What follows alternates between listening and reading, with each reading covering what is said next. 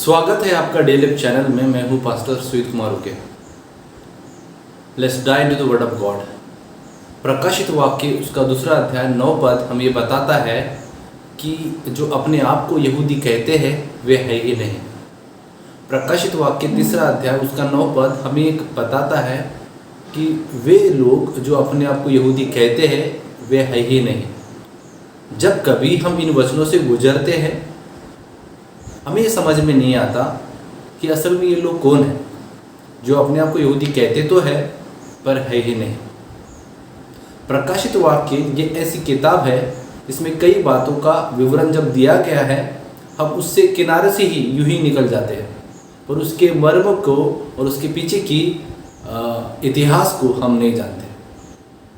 असल में इस इतिहास के पीछे में हम यदि जानना चाहते हैं कि ये लोग कौन थे तो इसका आरंभ होता है अनंतकालीन घृणा से, जिसका इंग्लिश में अर्थ ये है एवरलास्टिंग हैट्रेड। हिब्रू में इसे कहा गया है ओलाम एबा, अनंतकालीन घृणा। और असल में इसका आरंभ कहाँ से हुआ है? अनंतकालीन घृणा का आरंभ जो हुआ है वो कोक से हुआ है। जी हाँ, उत्पत्ति 25 अध्याय 19 से 24 पद में हम देखते हैं कि रिबका के गर्भ में 2 बच्चे, जुड़वा बच्चे गर्भ धारण किए हुए थे। बड़े का नाम था एसाव और छोटे का नाम था याकूब। एसाव इसका शरीर पूरी तरह से रोमदार शरीर था, बालों वाला था।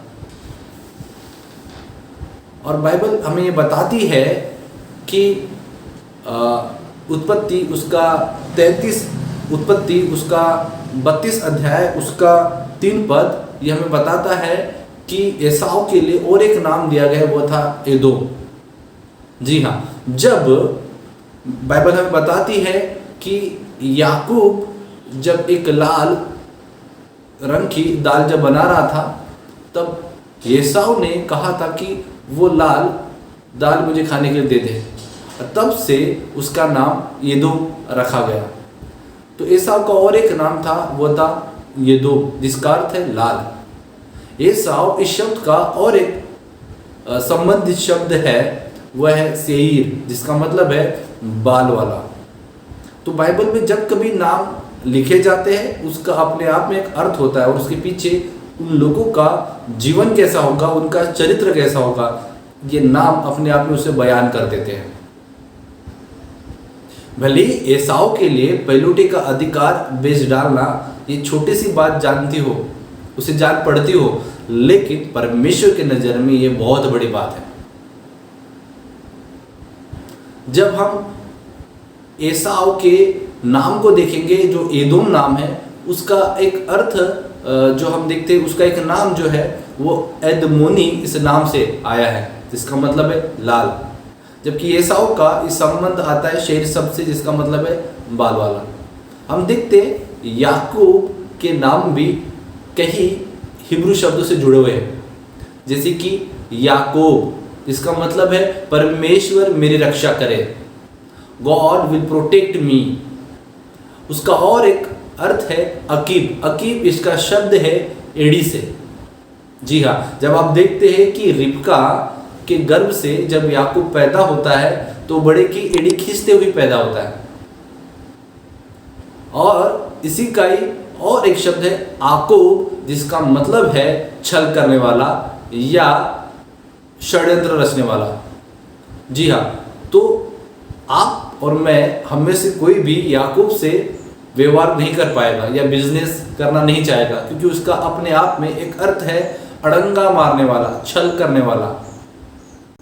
बाइबल में कई बार ऐसा हुआ है कि पहलों की जगह दूसरों को दी गई, कैन की जगह शेम को दी गई, यापेत की जगह शेम को दी गई, और यहाँ तक कि हारून की जगह मूसा को मिली।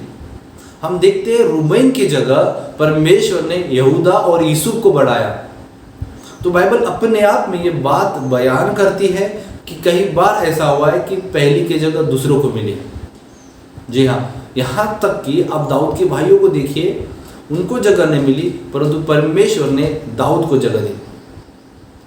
तो इससे हम क्या देखते हैं, उत्पत्ति की किताब में हम कई ऐसी चीज़ें देखते हैं कि सारा बनाम हाजिरा, इसहाक बनाम इस्माइल, याकूब बनाम एसाव। जब हम याकूब बनाम एसाव देखते हैं, इसहाक बनाम इश्माइल, सारा बनाम हाजिरा, ये अपने आप में ये वाचाओं के विषय में बात करती है।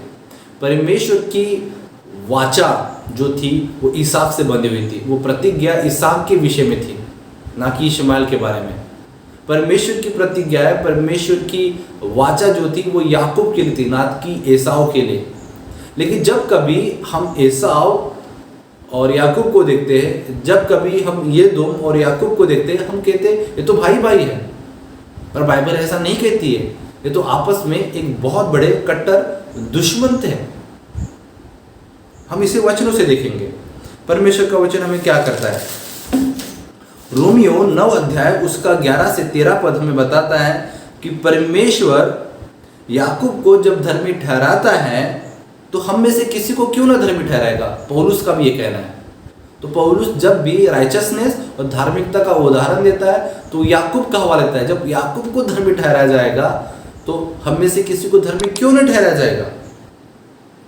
वाह। तो जब इन सारी चीज़ों को हम देखते हैं तो हमें एक चीज़ समझ में आती है कि परमेश्वर अपनी योजना के अनुसार कार्य करता है। परमेश्वर अपनी योजना के अनुसार कार्य करता है। लेकिन मेरा इस समय पूरा का पूरा फोकस इस बात पे है, वे जो लोग प्रकाशित वाक्य 2 अध्याय 9 पद में, प्रकाशित वाक्य 3 अध्याय 9 पद में अपने आप को यहूदी कहते हैं और यहूदी है ही नहीं, ये वो लोग कौन है। और असल में अब मैं आपसे जितनी बातें कर चुका हूँ इसका इन बातों से क्या संबंध है, इनका इन सारी चीज़ों से लेना देना है। जब वो वचन की तरफ ध्यान देते हैं तो आपको पता चलेगा कि याकूब और एसाव ये तो वाचा के विषय में बात करते हैं।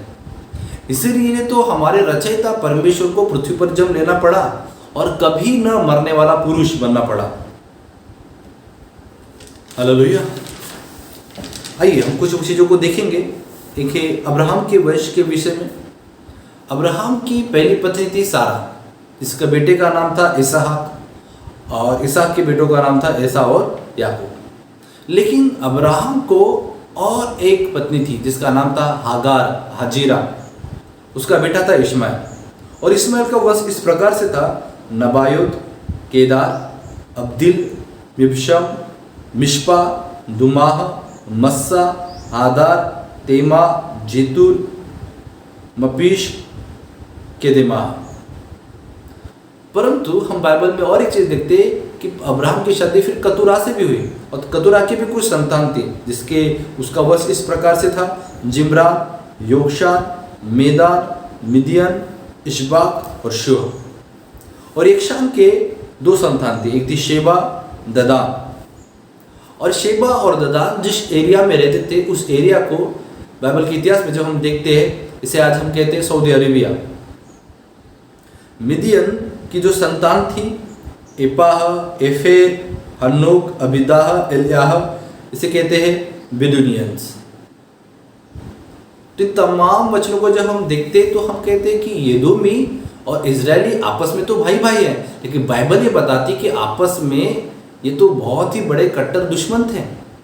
अब पूरी तरह से देखिए, हाजिरा और कतूरा के पूरे वंश को अरब कहा गया है। जब याकूब हारान से वापस लौटकर आ रहा था तब एसाव एदोम में रहता था। आप पढ़ सकते हैं इस चीज़ों को, बाइबल में इसका हवाला दिया गया है। और एदोम से संबंधित और कुछ बातों का आप ध्यान रखिएगा। गिनती 20 अध्याय 14 से 21 पद में, जब मिस्र देश से परमेश्वर के लोग बाहर निकले तो एदोम के राजा ने वहां से उस राजमार्ग से जाने के लिए इजराइल का इनकार किया।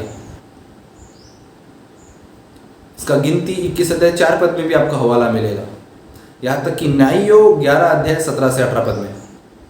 तो एदोम अपने सैन्य बल लेकर आया और परमेश्वर ने कहा कि अब यह और खून खराबा ना हो। और परमेश्वर ने कहा कि चलो हम वाचा की प्रदेश में कनान की जो वाचा के तहत जो परमेश्वर ने देश देने की प्रतिज्ञा की थी वहाँ हम घूम कर जाए।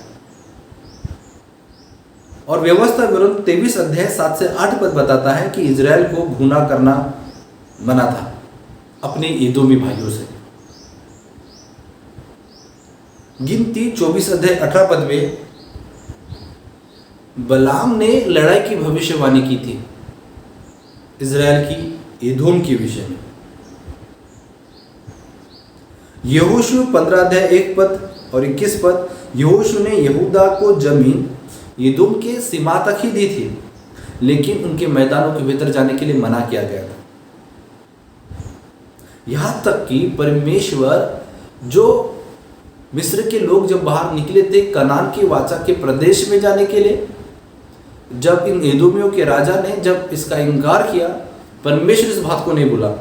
और बाइबल बताती है पहला शमूएल 14 अध्याय उसका 47 पद में 2 शताब्दी बाद शाऊल जंग लड़ता है एदोमियों के साथ।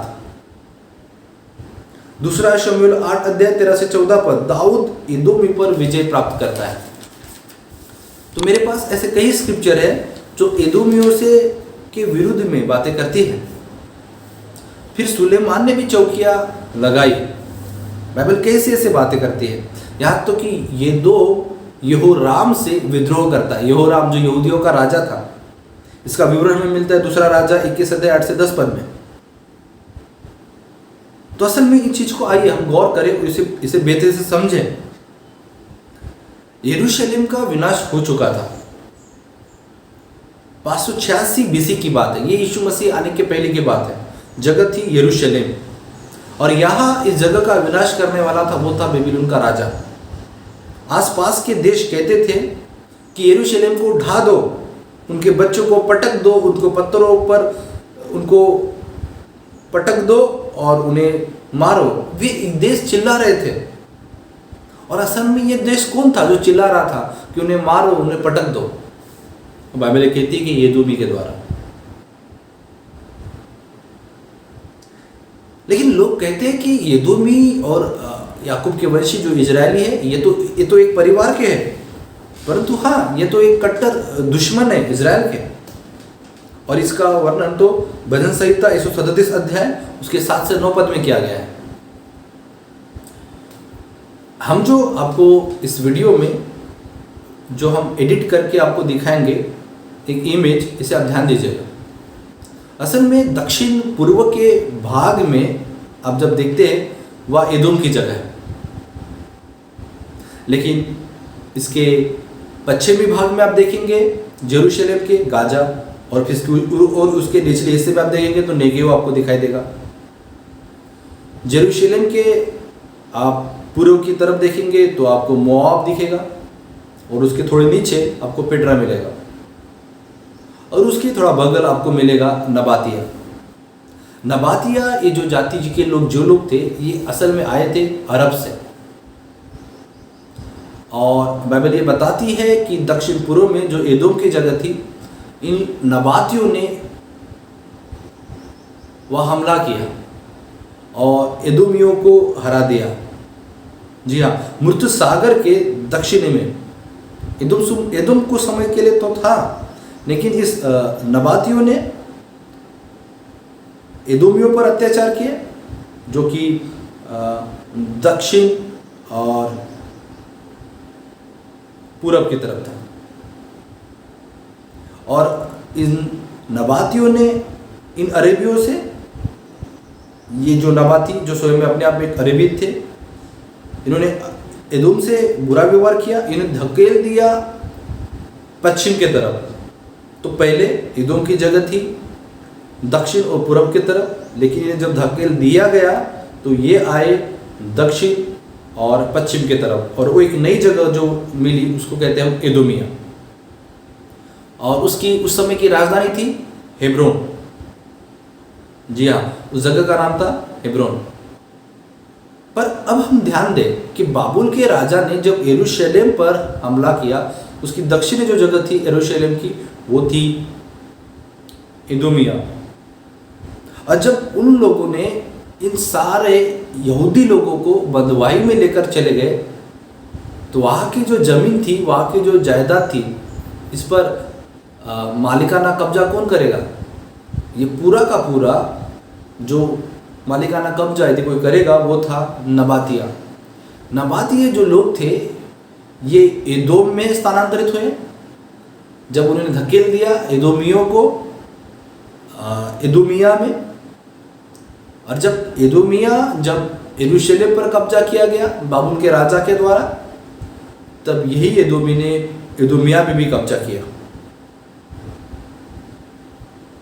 तो सारे जमीन जायदाद नबातियों को ही हुई। अब यहां मैं आपको कुछ चीजें बताने वाला हूं, इस पर गौर कीजिएगा। 164 बीसी की बात है, यह ऐसा ही था। 164 बीसी तक ये ऐसा ही था। यहूदियों ने स्वतंत्रता प्राप्त की। जुडास मकाबियुस के ये अंतर्गत हुआ था। 38 साल बाद 126 बीसी में फिर से जीतना पड़ा जॉन हरकनस के अंतर्गत। जॉन हरकनस इस लीडर के अंतर्गत 38 साल बाद 126 बीसी में इस जगह पर फिर से जीता गया। यदूमियों पर जबरदस्ती की गई।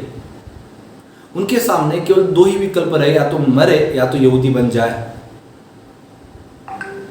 तो हमें यह समझना होगा कि जब यहूदी जब निकले, आजाद हुए बाबुल से, बेबीलोन से, तो उन्होंने एक ही चीज कहा था, या तो जान दो या तो यहूदी बनो। लेकिन 47 बीसी में हम देखते हैं जूलियस सीजर ने घोषित किया गया, एदोमियन एंटीपेटर को न्यायी बनाया गया। एदोमियन एंटीपेटर को न्यायी बनाया गया। और 37 बीसी में इजराइल का राजा हेरोद बनता है, जो एदोमियन एंटीपेटर का बेटा था। अब गौर करने वाली बात है, यहां आपको शीर्षक दिखाई दे रहा है एदोमियन एंटीपेटर, लेकिन असल में ये तो एदोमियन थे ही नहीं। असल में ये लोग ये तो वही थे नबाती लोग जिन्होंने एदोम पर राज्य किया, फिर आकर एदोमिया में बसे। लेकिन जूलियस सीजर को तो लगा कि ये यहूदी है, क्योंकि जब यहूदी लोग बाबुल के राज्य से जब बाहर निकले, उन्होंने इनके सामने यही विकल्प रखा है, तो जान दो या तो यहूदी बनो। तो आप समझ रहे सारी चीजों को। तो एंटीपेटर की मां नबातियों में से ही थी। असल में इन रोमन सरकार को, इस जूलियस सीजर को ऐसा लग रहा था कि वो यहूदी ही है, पर असल में एंटीपेटर की मां नबातियों में से थी, वो यहूदी नहीं थी। अब यहूदी जैसे कपड़े पहने से या उस कल्चर में रहने से वो यहूदी बिल्कुल नहीं थी। और ये सब यीशु मसीह के आने का पहला इतिहास है। नए नियम में आप जितने भी हेरोद घराने को देखते हैं, ये यहूदी नहीं थे, ये यदूमी थे। मत्ती 2 अध्याय 16 से 18 पद, यहूदियों ने कई शिशुओं को मारा। आपको लगता है कि यहूदियों का राजा हेरोद है, परंतु यह सब यहूदी था ही नहीं, ये तो यदूमी था। जब यीशु मसीह का जन्म हुआ और जब ये बात उन्हें समझ में आ गई कि यहूदियों का राजा यीशु मसीह बनेगा, तो हेरोदेस राजा ने 2 साल के करीबन बच्चों को मरवा डाला, उन पत्थरों पर पिटक कर। हेरोदेस राजा के विषय में यदि आप जानना चाहते हैं, यहां तक कि यूहन्ना बपतिस्मा देने वाले की हत्या हेरोदेस ने की थी। याकूब के भाई यूहन्ना को हेरोदेस राजा ने मारा। तो ये पिक्चर ऐसे दिख रही कि यहूदी पर अत्याचार कर रहे, पर ऐसा जरा सही नहीं था। अब आप समझ रहे होंगे प्रकाशित वाक्य 2 अध्याय 9 पद और प्रकाशित वाक्य उसका 3 अध्याय 9 पद में जो लोग अपने आप को यहूदी कहते हैं, परंतु वे यहूदी है ही नहीं। असल में हेरोद के घराने के जितने भी लोग थे, ये यहूदी थे ही नहीं, ये तो बनाया गया था। ये तो थे नबाती लोग जो आते थे अरब से। और इतिहास बताता है बाइबल का, 20,000 एदोमियों ने बहुत से ऑर्थोडॉक्स यहूदियों को मार दिया। जब कैसर राजा हुआ तो उसने 40,000 यहूदियों को छुड़ाया। एम्पीरियर हैड्रियन ने तो ये ठान लिया था कि यहूदी मुझे उस स्थान पर चाहिए ही नहीं। 50 लाख लोगों ने वहां पर अपनी जान गंवाई। खतना, सप्त मनाना, तोरह पढ़ना, इसे सब रीति से मना कर दिया गया। रोमी लोगों के पास केवल दो चुनाव थे। एक था फलस्तीन और दूसरा था यदोमियों। और उन्होंने इसे यदोमियों को और फलस्तीन को यहूदियों के दुश्मन के रूप में देखा था, और उन्हें खुश करने के लिए इन्होंने कोशिश की थी उस जगह का उस नाम रखे। तो असल में उन लोगों को यदोमी तो यहूदी ही लगते थे। तो आज जो हम इस ग्राफ में आप देख रहे हैं, यदोमिया जो है वो आज का पैलेस्टीन है। वो पैलेस्तीन के नाम से जाना जाता है, जिसका हिंदी में कहेंगे फलस्तीन। यहेजकेल 25 से लेकर 32 तक हम देखते हैं 7 देशों का न्याय होने वाला है। अम्मोन, मोआब, एदोम, फलस्तीन, सोअर, सीदोन और मिस्र। और गौरतलब बात है कि ये सारे के सारे जो देश थे ये अरबियों में से थे। ओबद्याह की पूरी पत्री जो भविष्यवाणियों की पत्री है, 1 अध्याय 4 पद कहता है कि यदोम के दंड के विषय में बात लगाती है। ये पूरी बात, ये किताब ओबद्याह की भविष्यवाणी किताब, ये यदोम के दंड के विषय में बात बताती है। और सारी की सारी बात ये हमारा निर्देश कर रही है एक चीज की तरफ। जी हाँ, बाइबल हमें बताती है कि वन वर्ल्ड गवर्नमेंट की ओर ये सारी चीजें निर्देश कर रही है। हालेलुया। जब हम इन 7 देशों की तरफ देखते हैं, और असल में इन 7 देशों के अपने आप में एक झंडे थे, और हर एक झंडे पर बांस था। बाइबल में हम कई बार पढ़ते हैं कि परमेश्वर उकाब के समान हमें देखता है, पर इसका मतलब हर उकाब इज़राइल का नहीं है, हर उकाब मसीह लोगों को नहीं दर्शाता है। और इन लोगों का एक चिन्ह था बांझ, ये इज़राइल के दुश्मन का चिन्ह है। और ये सारी चीजें वन वर्ल्ड गवर्नमेंट की तरफ इशारा कर रही है। हालेलुया। तो इस सारी चीजों को हमें समझना है कि प्रकाशित वाक्य 2 अध्याय 9 पद में, प्रकाशित वाक्य उसके 3 अध्याय 9 में जो लोग कहते थे अपने आप को यहूदी, लेकिन वे यहूदी नहीं हैं। प्रकाशित वाक्य उसका 2 अध्याय 9 पद, वहाँ परमेश्वर कहते हैं मैं तेरे क्लेश और दरिद्रता को जानता हूँ, पर तू धनी है। और जो लोग अपने आप को यहूदी कहते और है ही नहीं, पर शैतान की सभा है, उनकी निंदा को भी मैं जानता हूँ। प्रकाशित वाक्य उसका 3 अध्याय और 9 पद मेरे साथ पढ़े। वहाँ कहा गया, देख मैं शैतान के उन सभा वालों को तेरे वश में कर दूंगा जो यहूदी बन बैठे हैं पर है ही नहीं, वरन झूठ बोलते कि देख मैं ऐसा करूंगा कि वे आकर तेरे चरणों में दंडवत करेंगे और ये जान लेंगे कि मैंने तुझसे प्रेम रखा है। जब आप इस वचन को देखते हैं, परमेश्वर ने यह वचन केवल 2 कलीसिया के दिए थे, एक थी स्मुरना और एक थी फिलाडेल्फिया। ये 2 कलीसिया के लिए परमेश्वर ने वचन दिए थे। परमेश्वर ने कहा कि वे शैतान की सभा है, उन लोगों को जो अपने आप को यहूदी कहते पर यहूदी नहीं है। और प्रकाशित वाक्य 3 अध्याय 9 पद के आधार पर जो यहूदी बन बैठे हैं पर है ही नहीं, वरन झूठ बोलते हैं, तो परमेश्वर उन लोगों को शैतान की सभा कहता है। और वचन ये कहता है कि इन सारे लोगों को मैं तेरे वश में कर दूंगा, वे आकर तेरे चरणों में दंडवत करेंगे कि देख मैंने तुझसे प्रेम रखा है, वो ये जान लेंगे। तो परमेश्वर ने इन लोगों को न्याय के लिए रखा है। एक बात ध्यान में रखे, वे यहूदी नहीं है, वे यदोमी है। कई लोग मसीह के खिलाफ यहूदियों को देखते हैं, लेकिन बाइबल बताती कि अंत में यहूदियों को परमेश्वर वापस ला लेगा। इस विषय को हम फिर कभी किसी संदेश में सुनेंगे। तो आप ये जाने और इसे अच्छे से फिर से एक बार सुने, इसे पढ़े, इसके सारे चित्र को और डायग्राम को ध्यान दे कि परमेश्वर ने स्मुरना की कलीसिया और फिलाडेल्फिया की कलीसिया, केवल ऐसे 2 कलीसिया 7 कलीसियाओं में से जिन पर कोई दोष नहीं लगाया गया है। हालेलुया। जिन पर कोई दोष नहीं लगाया गया है। और परमेश्वर कहता है इन लोगों को कि देख मैं उन्हें तेरे वश में कर दूंगा जो यहूदी बन बैठे हैं।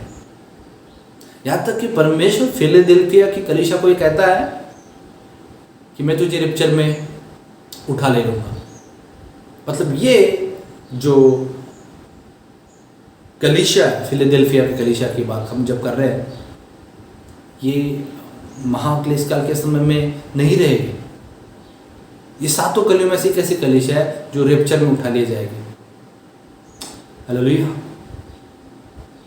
तो मैं आशा करता हूँ कि इस संदेश को आप समझ गए होंगे, और यदि आपको कुछ भी सवाल है आप कमेंट करना भी ना भूलें। हम बिल्कुल लगातार आप लोगों को प्रकाशित वाक्य के हर एक वचनों पर खुलासा करने के लिए तैयार है, और प्रकाशित वाक्य की इन सारी सीरीज को समझने के लिए हमसे जुड़े रहे और लगातार बने रहे। परमेश्वर आप सबको आशीष करें। God bless you.